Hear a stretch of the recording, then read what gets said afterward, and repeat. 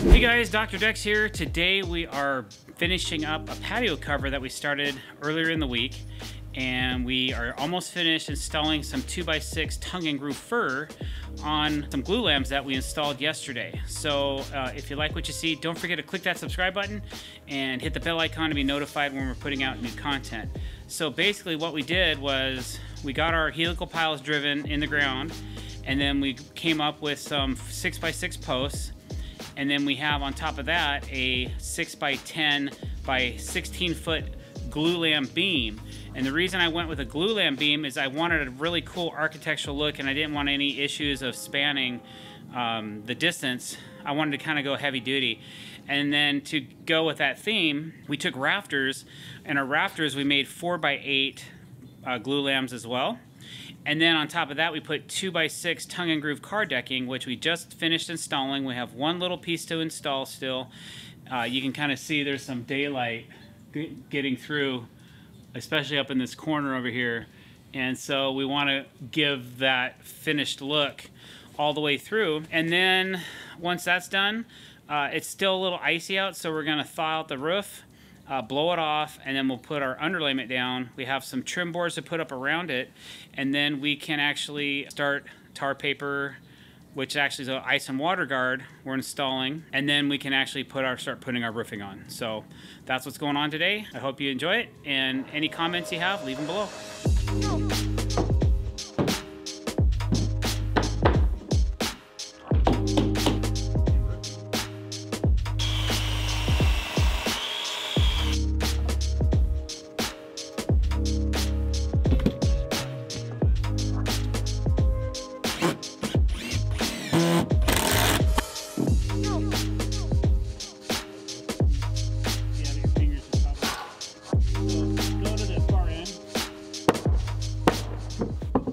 Alright, so we have all of our 2x6 tongue and groove car decking is what I call it, because I use it a lot on car trailers and that kind of thing, but it makes a really nice look from the underside of the roof.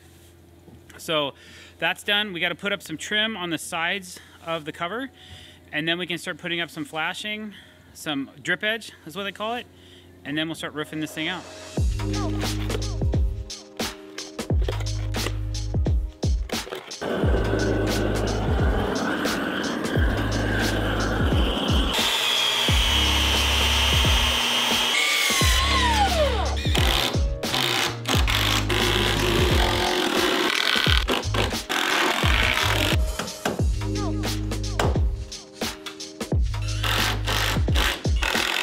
Alright, we have all of our side trim on, we have all of our drip edge on, so now we are going to put some ice and water guard down over the top of all the 2x6, and then we can start running our perimeter shingles, and then we've already built our books of the shingles that we need to start staggering our shingles, and we'll start roofing this cover up here pretty quick.